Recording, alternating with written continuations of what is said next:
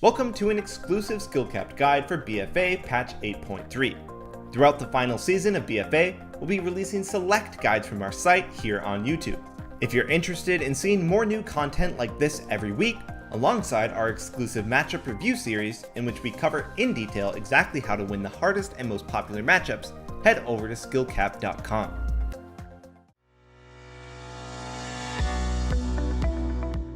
Hello everyone, Joe Fernandez here, and today I'll be taking you through a comp analysis guide of what's OP in 8.3 RMP edition. For this guide we consulted Maro, who's a multi-rank 1 mage and a BlizzCon competitor, reaching the grand finals of 2019's Arena World Championship. We also used footage from Mare, a multi-rank 1 priest who streams and plays Rogue Mage Priest regularly at a high level. Make sure to give their streams a follow if you want to watch them. Rogue Mage Priest is an increasingly popular comp now in 8.3. This guide will teach you how to play the composition properly, but first we will discuss why it's now overpowered. Since 8.3, there has been quite a few changes that's been made, which has been in favour for a composition like Rogue Mage Priest to work well in. Firstly, both Corruption Gear and the Breath of the Dying Essence has been added to the game. In short, both of these increase the damage output anyone can do, which for a Rogue Mage Priest can give them more burst damage, allowing for easier kills. It's important to note that both the Rogue and the Mage must use Breath of the Dying as a major essence when running this comp.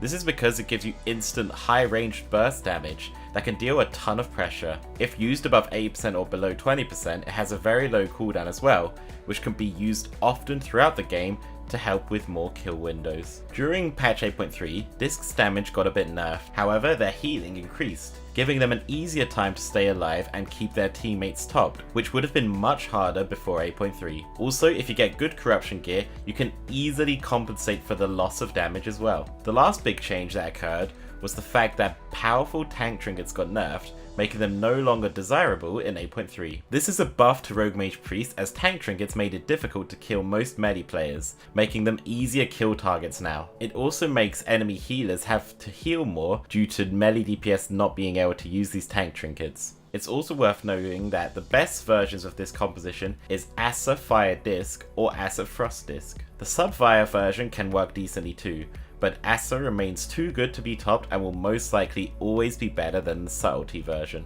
Holy Priest also hasn't been seen yet, but is unlikely to be better than a Disc Priest. Now that we know why Rogue Mage Priest is OP in 8.3, we can now talk about how to play Rogue Mage Priest against 3 different kinds of matchups, dealing with mirror games, melee cleaves, and caster cleaves on the ladder. When it comes to mirror games, these will be a high level showcase of playing well aggressively, making offensive setups throughout the game in order to win. Your main strategy is to tunnel down the mage, forcing their big defensive cooldowns whilst crowd controlling the rogue and the priest. Crowd controlling the rogue reduces their pressure heavily, as well as negate their interrupts they could use, which could deny your mages crowd control. Crowd controlling the disc will allow you to slaughter the mage, forcing them to kite and most likely use their own personal defensives, as well as deny extra pressure from the disc themselves. So as such, it's important that you and your teammates achieve these scenarios for your team whilst denying it for the enemy Rogue Mage Priest. This way you will ensure an offensive advantage throughout the game and will have more pressure. The opener will be important to land your crowd control and create pressure on the mage, as this is where you can create the deadliest pressure. During this opener, we see Mare in a cheap shot which will enable the enemy mage, Fried Kitty, to land a sheep on him without Mare being able to do anything about it. So Maro denies this, landing a beautiful counterspell on Fried Kitty, denying any crowd control onto Mare. Maro is now looking for a sheep on Radapai, but first, he does a beautiful play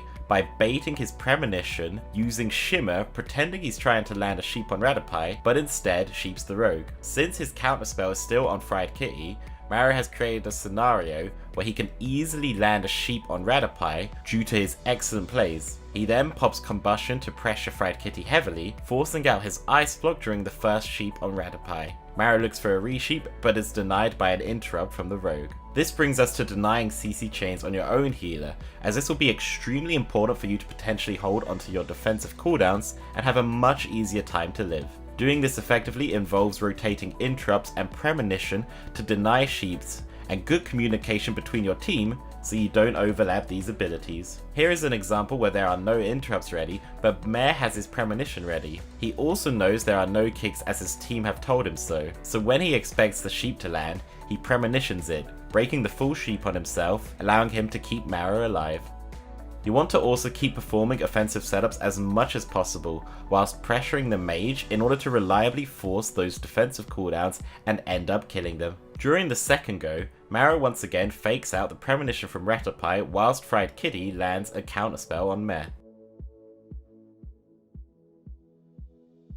This allows Marrow to eventually land a sheep on Ratapai, whilst Fried Kitty is low on HP.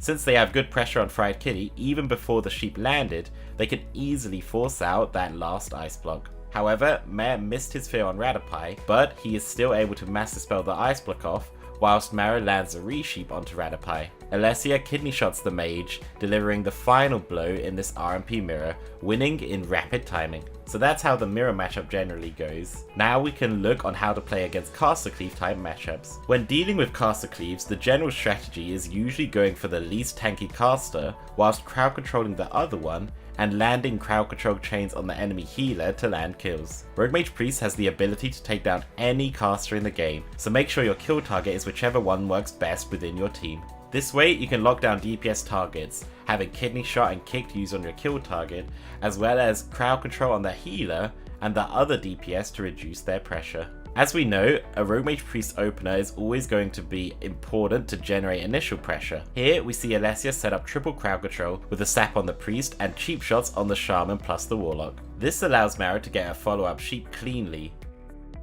However, it breaks due to mind-numbing poison proccing, which is devastating for the RMP as they would have otherwise had a good opener. Later on, Marrow secures a full sheep on the shaman whilst pressuring the Shadow Priest. However, the Shadow Priest did a nice fake cast, allowing him to mass dispel his shaman out. Marrow once again lands a re-sheep shortly after, salvaging the pressure for his team. This is followed up with a double fear, locking down both the warlock and the shaman. The pressure and crowd control chains forces out the spirit link from the shaman, as the Shadow Priest's emblem is about to fall, so it saves the Shadow Priest's dispersion cooldown. Rotating lockdown on the other caster and the healer will be important to time well for both offense and defense. As we know, crowd controlling the enemy healer will generate pressure and allow you to grab kills, but leaving the other caster free too much may be your downfall, especially if it's a fire mage or a destruction warlock. Here we can see the enemy Destro warlock get one chaos bolt off with Dark Soul plus Infernals, forcing the barrier from Meh, yet still dropping Marrow very low on HP, requiring a good temporal shield to recover his health. Surviving this pressure and creating your own will be essential throughout the game, making offensive setups whenever you can to get crowd control rolling, then playing defensively if needed to survive well. If you have crowd control for the healer and ways to reduce pressure from the other caster, then you can play offensively with relative ease. If unable to live safely against the caster cleave, and you will most likely not be able to get a kill, then you may need to play defensively in order to survive and not drain your priest's mana too quickly. Here we can see that this is usually the scariest time when dealing with a destruction warlock during their offensive cooldowns, as their chaos bolts can deal an absurd amount of damage. This may look like a scary situation for most, but Marrow has his temporal shield ready, timing it to perfection on the chaos bolt. This allows him to live comfortably as well as keep playing offensively, following up crowd control on the shaman. However, later on, after forcing dispersion, the enemy warlock pops both of his big defensive cooldowns again. This time, since there's no kill in sight for the time being, the RMPriest retreat back, line of sight in the warlock. After the situation is diffused and the cooldowns have faded, they begin to play aggressively again, as Marrow goes for a Dragon's Breath,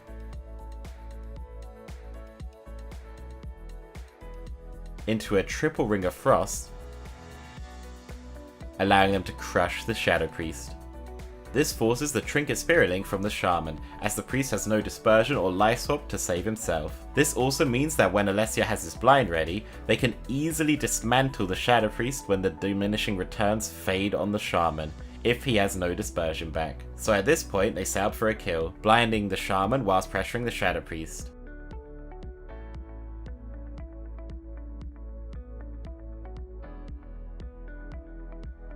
Alessia follows this up with a sap, allowing them to eventually land a kill on the Shadow Priest.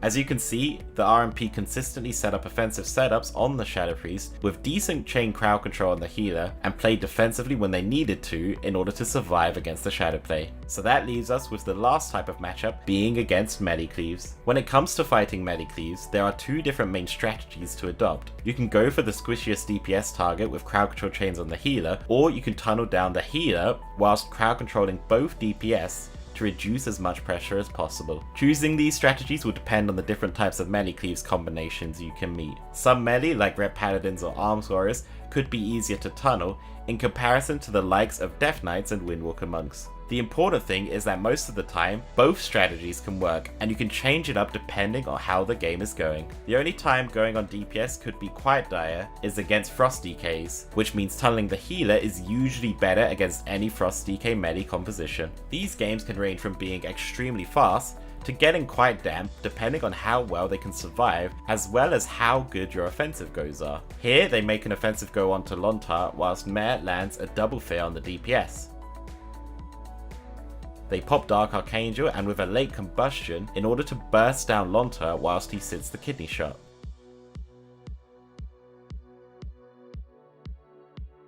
This forces out the Earthenwall Tome and the ward. It's important to make these offensive goes, try not to overlap too many offensive cooldowns in order to make defensive trades less beneficial for the melee cleave comps. Typically you don't want to overlap combustion with Vendetta unless you are positive you can land a kill. It's also going to force the melee cleaves to play a bit greedy with their defensive cooldowns, which could lead to potential kills if they play too greedy and don't have a solid defensive gameplay. Here we can see the RMP makes another offensive go onto Lontar with a kidney shot whilst sheeping the monk. The Demon Hunter is also flying in the air, which does a lot of damage, but it prevents him from being able to peel the Rogue Mage Priest at all. Marrow also uses Kleptomania spellsteal to get rid of Ghost Wolf, allowing them to burst Lontar heavily even without cooldowns. All three are doing damage with 0 peels. Alessia commits a Vanish Cheap Shot whilst Lontar is extremely low to close out the game. Lontar trinkets, but it's too late, as the Alessia outplays him by garroting his trinket to deny the Spirit Link. Marrow finishes him off with the Breath of the Dying Essence, punishing their greed and slaying the Shaman within a minute of the game. Typically, games will last quite a bit longer, and will also require good defensive gameplay as well as changes of strategy if tunneling the Shaman or healer all game doesn't seem to pan out. In another game against the same team, they make a strong offensive go with Kidney Shot and Vendetta, whilst Lontar is hovering around 50% HP. This forces out the darkness from Fuston in order for Lontar to hold onto his trinket and other defensive cooldowns. The enemy melee also turn their attentions onto Alessia, pressuring him to deny his uptime on Lontar, forcing him away. When this happens, you may swap your attention to the melee DPS until your rogue is safe, then look for healer swaps with Kidney Shot later. Much like the Castle Cleave games, it's important to play offensive as much as possible whilst living well, so you don't play too defensive, which can easily cost you the game. During stuns on the mage, they can be extremely vulnerable and take a lot of pressure, which can force defensive cooldowns easily. Mare, knowing this, uses his grip onto Marrow, getting him out of the Fist of Fury channel, reducing the pressure from the melee cleave. Even with this, they have a ton of pressure on Marrow, forcing him to use a defensive Dragon's Breath and shimmer away, whilst Mare knocks both of the melee away, as well as Lontar out of his Earthenwall Totem.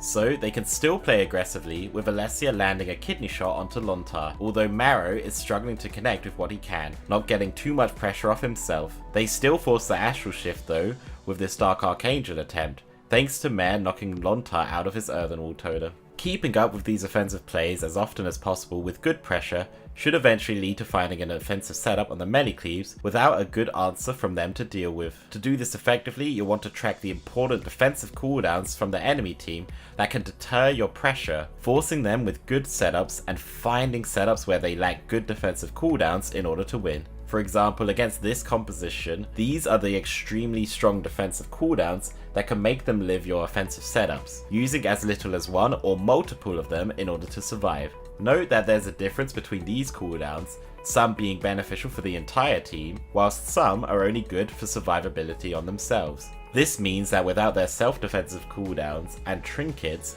they are prone to dying easier and will need assistance of their teammates in order to live. We can see this play out in this match well. Whilst the RMP are tunneling down Lonta for quite a while, Maro pops his combustion on Lonta, creating heavy pressure during his ascendance. They land a kiddie shot on him at around half health, with Alessia popping Vendetta as well, which forced Lonta to trinket it in order to reliably live. This now means that they could potentially set up a blind go onto Lonta in order to kill a DPS target. So later, whilst they are taking heavy pressure, Mare uses his barrier on Alessia in order for him to live. Meanwhile, Maro pushes in for crowd control onto Lonta whilst they turn their focus on Rezzes, seen as they both don't have their trinkets ready.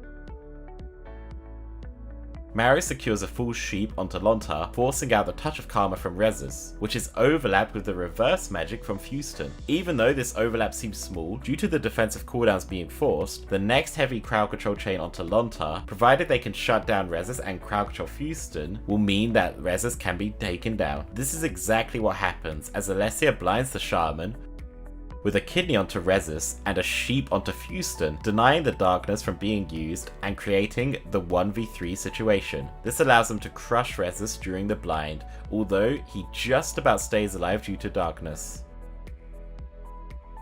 Although with a follow-up sheep onto Lonta, this just about secures the deal and they are able to take down Rezzes. That covers everything on What's OP in 8.3 Rogue Mage Priest Edition. Hope you guys enjoyed this guide, and if so, make sure to plus skill this guide. Thanks for watching, and I'll see you on the next one.